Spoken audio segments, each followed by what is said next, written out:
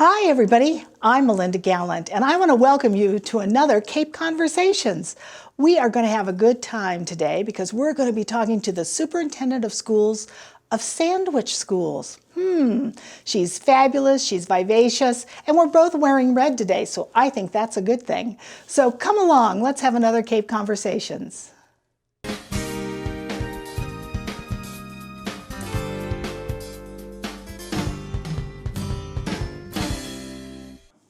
Hi, everybody. Oh my gosh, I'm sitting at that famous wing school that's been in the news so much. What are they going to do with it? But I'm really sitting with a wonderful person who is the superintendent of our schools, Pam Gould. Pam. Yeah, how are you? Good to see you again. Good to see you. My God, you're the one who brought it up. 3 years almost to the day. Can you believe that?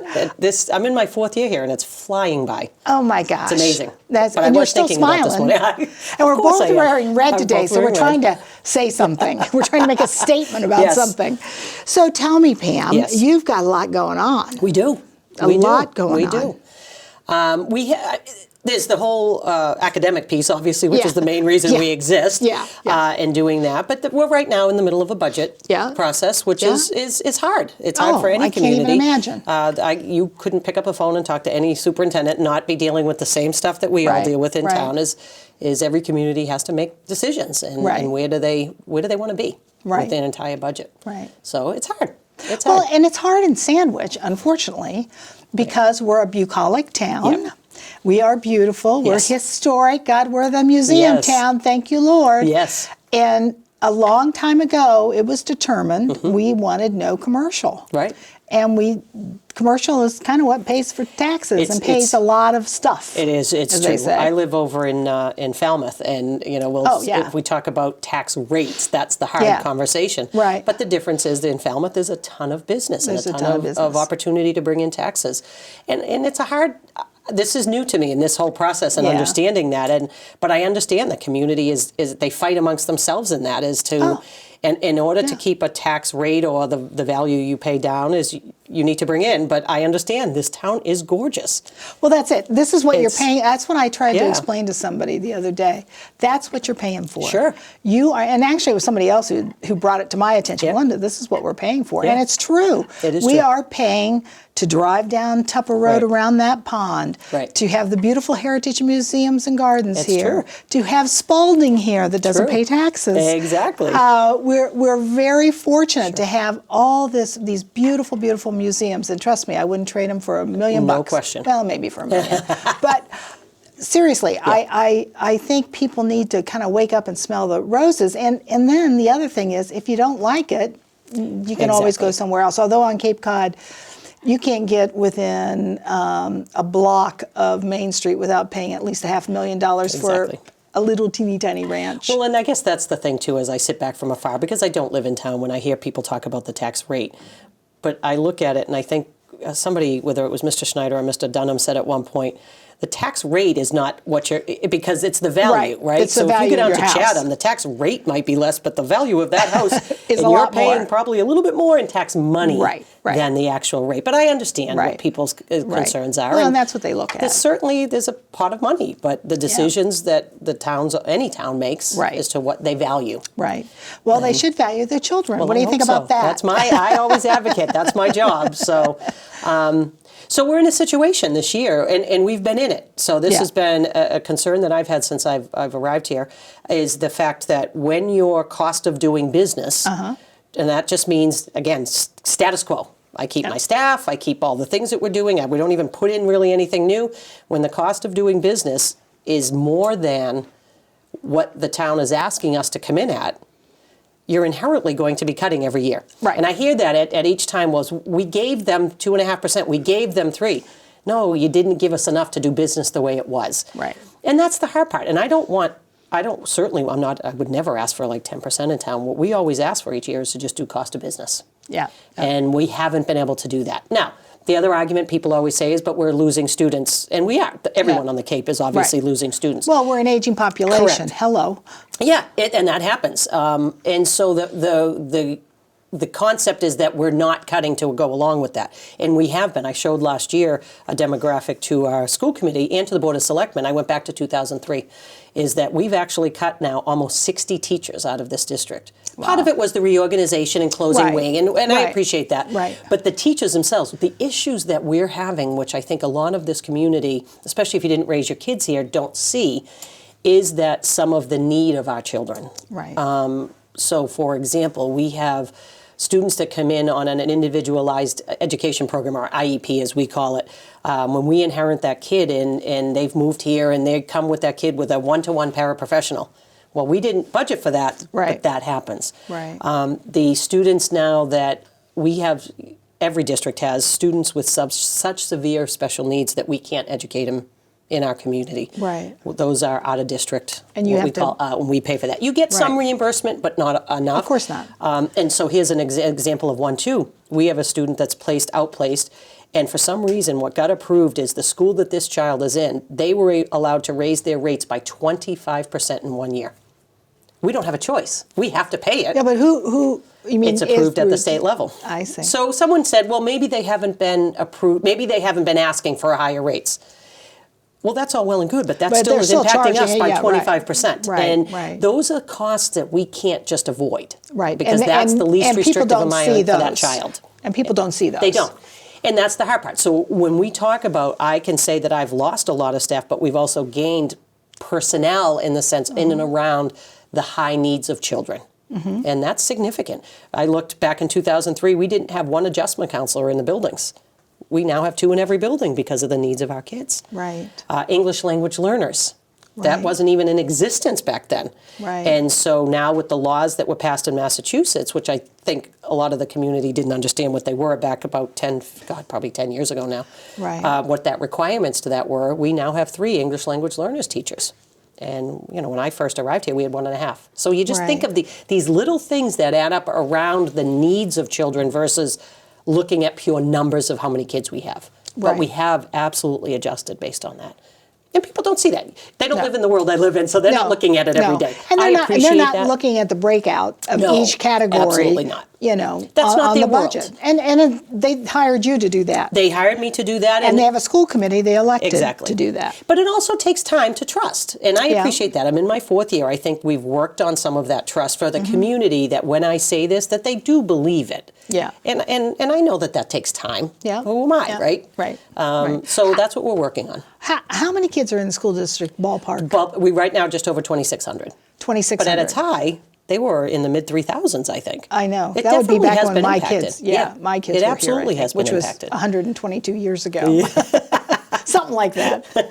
Anyway. Yeah. And really, quite frankly, we moved here almost 40 years ago, Sure. but we picked Sandwich because it had the best school district. There's no question. You know, and I had 3 little kids. kids. It's a very good school district. But that's the other piece that always has impacted us too. Back when you moved here, there wasn't 18 different schools they could choose. That's the issue, is they had private schools. You could pick Catholic if you wanted. You could do Catholic, but I don't even think they had a Catholic school, did they not really? No, you had to go to Bishop Stang if you were in high school, right? Or Sacred Heart off Cape. Yep.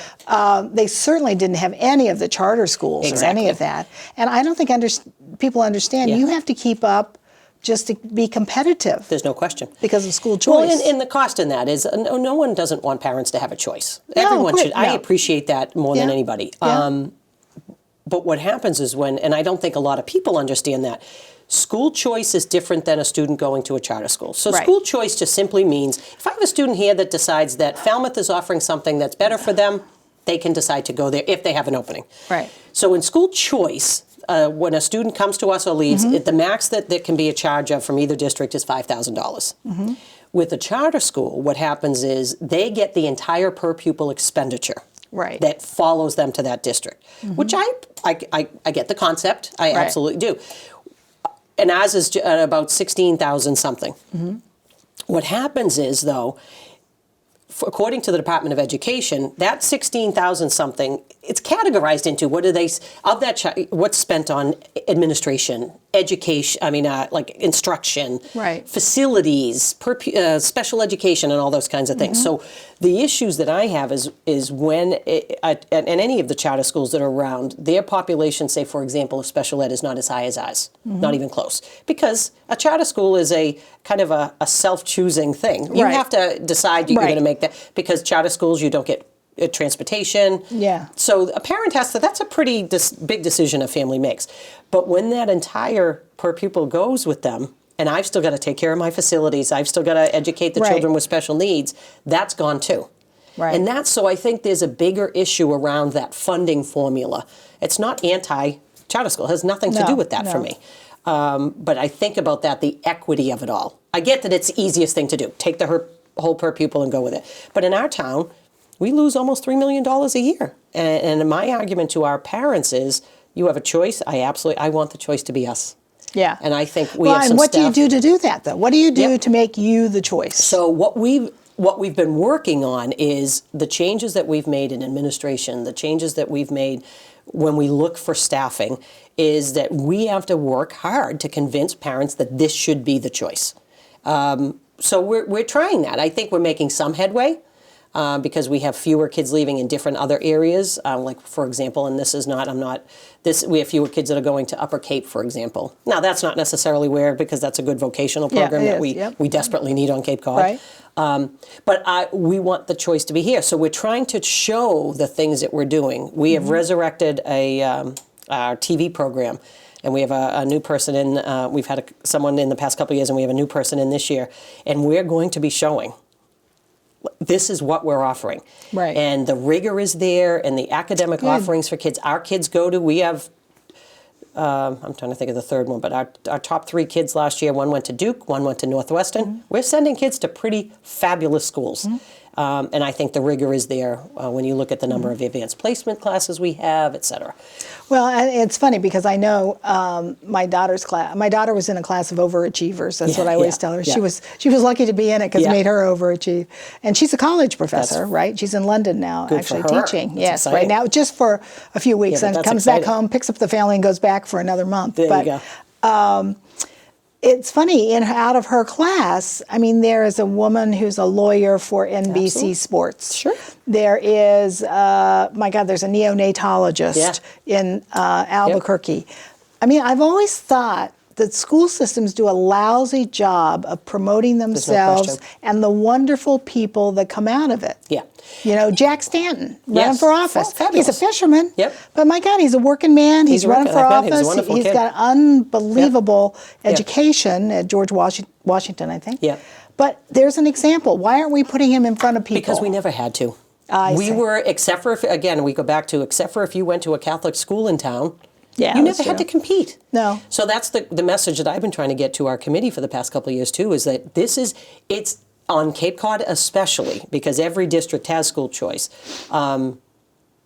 You are now forced, it's marketing. Yeah, it is. It's marketing 101. So that takes a piece of your time and effort and financial obligation, but we have to show why. Right, you know? right. Now, from a parent perspective, I mean, with choice comes if they don't like something you're doing, they get to walk. Right. And it's hard for us, because that didn't used to happen. Right. So we look at things a little differently now. We're talking differently with each other of what do we need to do. So I've done 2 different major surveys since I've been here via our strategic planning process of getting feedback. So changes that we made. For example, one of the comments that I heard from parents a lot was 2 different things. One is around our high school schedule, which had been in existence for 20 years. They didn't, it was you don't care about this if you're not in education, a pure 4x4 block. Your daughter probably went through it. It has its pluses and minuses. I don't know, she's in her 40s. Maybe she was before it. It could have been just before it. But it has its pros and cons. But that was an issue parents had with this because the kids were sitting in class far too long. But then another one was the rigor, and we talked about rigor earlier. And so we've done some real soul searching about that. We've changed now the high school schedule to a little bit more of a traditional, but what it's gotten us is with the pure 4x4 block, students were limited in the number of courses AP courses they could take. We've opened that up because when you're only taking 4 periods a day, it's hard to take a lot of advanced placement. They are now in again, if you're not in education, this doesn't, but more of a 7-period day, so there's more opportunities for kids. I have one Right. student that's been thrilled with this. He's taking 4 advanced placement classes. Now, I think he's crazy because he's killing himself, but this is what he's wanted. He could never have done that in the Right. old. And that's going to help him, assuming he does well in them, that'll help him as he goes off to college. Rigor-wise, we've talked about what are we doing for kids, and one of the advantages we've had of moving the 7th graders and 8th graders up into that high school building now is we've created a program, an advanced math class, where students coming out of 6th grade into 7th grade, as we've looked at their testing, and we've talked to the parents and stuff like that, we're putting them in an advanced track. So what's happening now is in 8th grade, they'll be able to take classes that are up high school age classes. They couldn't have done that in the old traditional. So we're really looking at things that help us to push that kid that is the higher achiever. While at the same time, obviously, I've talked earlier about the students with special needs, about trying to make sure we continue to support them. It's an interesting, but it's really, the soul searching has been phenomenal. It really has, because we've had some really difficult conversations amongst ourselves. Is what do we need to do? I want every kid to want to be here. Like, that's my job. Right. And I believe in this district. I've been here for 4 years now. I've seen what these teachers are doing. They're working really hard. And so I just want that to be our choice. And I always have believed no one moves to any community that doesn't want their kids to grow up and live there and be there. Right. So to choose to take Tough your on kid Cape to Cod. another, to choose to take your kids to another district, it takes them out of their community. And I want this community to be something that they are proud of. Right. And so really it's about programming? Yeah. No question, and that's what we look at. I look at our theater program. If you've never been to it, it's phenomenal. Yeah, Our music program is fabulous. Athletics, we do a fabulous job. There's areas that we can work on. We're for example, a young football team. Well, and it's small, It's too. smaller, so we have that discussion amongst ourselves. Where is the best place? Because we want our kids to be successful, obviously. Yeah. And we have some phenomenal athletic programs. Sure. We have debates. We have all that. We have math teams. We have things that these kids get to go out and do, and it's fabulous. So that's kind of exciting. It is very exciting, actually. Right. It really is. So we are sitting here in the wing school. Yes. Where are you going when you leave here? This is the question. So right now it's we're kind of as I jokingly say, we're squatting until we figure out. So ideally, what I think the long range plan is, which we support 100%, obviously, is that we'll be in the Human Services building when that gets built. Right. So when the other place gets built. Now the question is if this gets bought earlier, what does happen in that? And that's going to be up for debate. We have to figure that out. Ideally, we'd be able to at least hang here until that's ready. Yeah. So that's only one move. It's all that kind of stuff. Yeah. I'm really excited. All of our staff is really excited to be over in the Human Services building, mostly because it puts us closer to the school buildings. Right. Not that it's not a huge town. We're not that far away, no. but I think that aspect, and plus I think it's on the outside, it's a gorgeous building. I think it looks like a school office building. Oh, the Human Services building. Yeah. So we're really excited for that. How do the seniors feel about that? Because they'll be in one end, right? Isn't that how it isn't going to work? No, they'll be in their new building. Oh, they'll be in. They'll be out. Oh, you're going in that Human Services building. Oh, yeah, I'm sorry, not the new building. Okay, so that's where I their was old getting building. confused. I thought I didn't know they were going in. Yeah, no. So you won't be going in the new Lifestyle Center. No, we won't have anything to do with that. Which I have to laugh is, don't call me a senior citizen. Call me Lifestyle. Yes. But it's an opportunity for the town to be able to reuse a building. Yes, it is, and that's a very good thing in this town. That's a very good thing, and we're thrilled to be in there. So we like it. I think it looks, again, it has the look of a nice school office building. Yeah, it does. So, and you're right, it's not too far away. No, it's perfect. It's right outside of Oak Ridge for us, so it's fabulous. The poor principal at Oak Ridge. You'll be hanging out. I could walk out to her building, her office every day. She might not want that. You'll be having lunch for sure. So what's coming up? You've got the budgets all going through. Yeah, the budget's going through. And people should watch the meetings, shouldn't they, on SCTV? If you want to sit and make your statements on Facebook, you have to be educated, because it's what concerns me sometimes is, and this is just a personal thing of mine. Facebook, it's fantastic to have social media. Sure. But when you're putting out things that are not necessarily accurate, I don't think it helps us in the long run, because now let's, for example, say I've decided I want to move on the Cape and I'm looking at Sandwich. Well, they go look at Facebook pages. Right. And if it's stuff that says, ew, I don't want to do that. Yeah.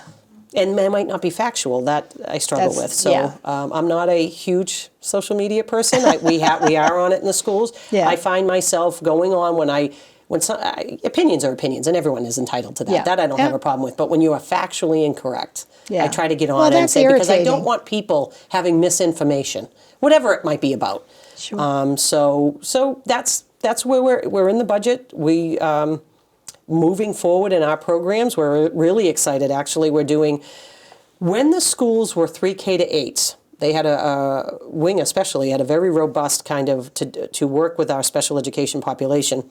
Is a very robust kind of co-teaching model where you put a regular education teacher with a special education teacher. We thought it was fantastic, and in the reorganization, some of that kind of went away a little bit. And what we're seeing now is when we look at data and make that assumption is that we're seeing a kind of a little bit of a too big of a disconnect between our students with needs versus our regular education students. So we're trying to find ways to kind of keep them in their classroom, get the instruction that everybody else is getting, and figuring out ways. So we're really excited, actually. We've piloted a little bit at Forestdale with the K-2 building, and now we're going to go full bore into Oak Ridge at grades 3 to 6. So we're doing a lot of training of our staff and kind of bringing it back. And a lot of them taught in this model. They're really excited.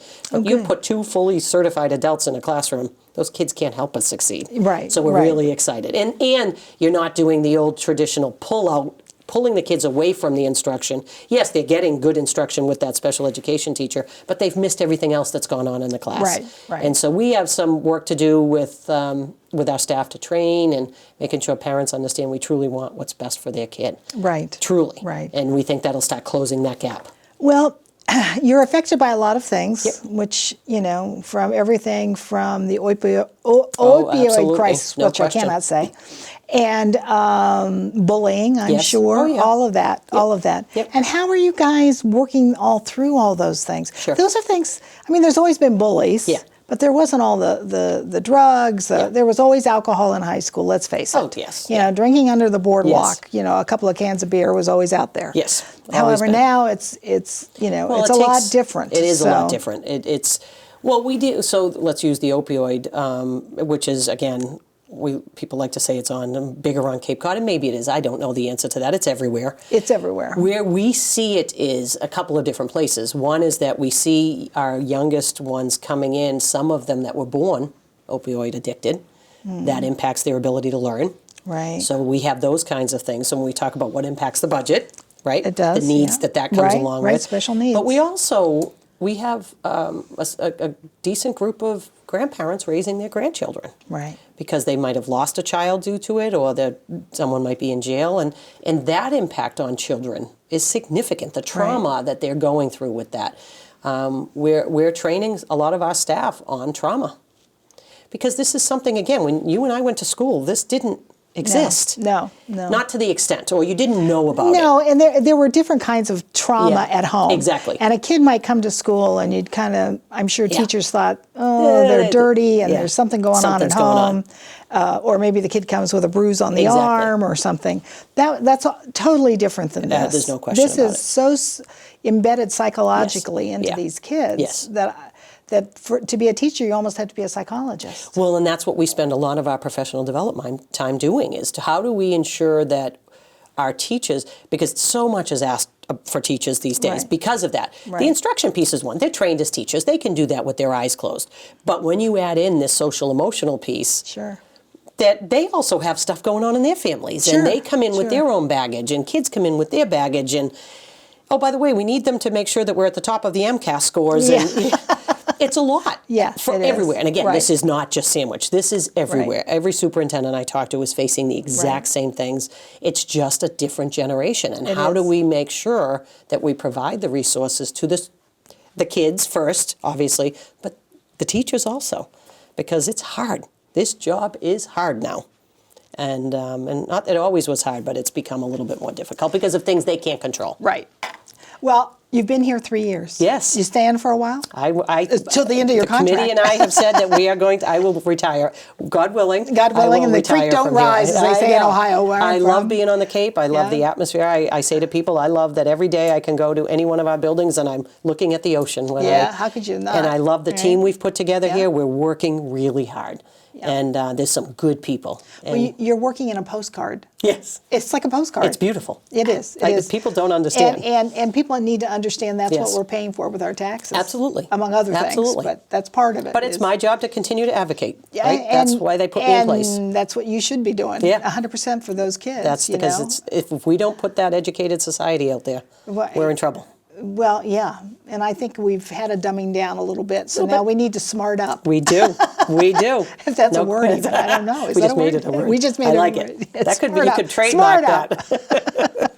Anyway, I want to thank you today. Thank you. You always are such a delight to talk Thank to. you and for coming so in. much I'm glad I got to fun. see you again. I'm glad I got to see you again, and you'll be seeing me around. And I know there's a lot going on at the school, and everybody should pay attention to what's going on in the Always. schools. And I'm going to make a suggestion to Please. your marketing people. Yes. If you have any. I No, think no. you got I'm somebody in out right there. now. All right, marketing person. Yes. Have that new television guy do testimonials, brief, quick ones. Have Sandwich Community TV help you out with people coming in and going, I went to Sandwich High School and I do this, and I went to Funny Sandwich. you say that because we've just filmed a few of those. Excellent. Myself and Mr. Mulcahy, the principal. We just Excellent. No, it's really starting to. He had to get we had a good group of kids taking classes, but he's really had to now get kids involved, and they're going to be pushing out next week. Actually, their first TV. Excellent. It's going to be on Sandwich Community Television. I'll pump it out. I'll make sure that Paula gets it. All over. I agree with you. That's part of what you market what we have, that other people might not have. It's perfect. It is. Excellent. Good to see you. Thank you, Melinda. Thank you so much for coming in. Pam Gould, Superintendent of Sandwich Schools. She is terrific. Had a great time talking to her. And I hope you'll understand a little bit more now about the budgeting process with these schools. She's been here 3 years. I hope she stays a long time, and I bet you do too. So thank you for joining me today, and I'll see you next time on another Cape Conversations.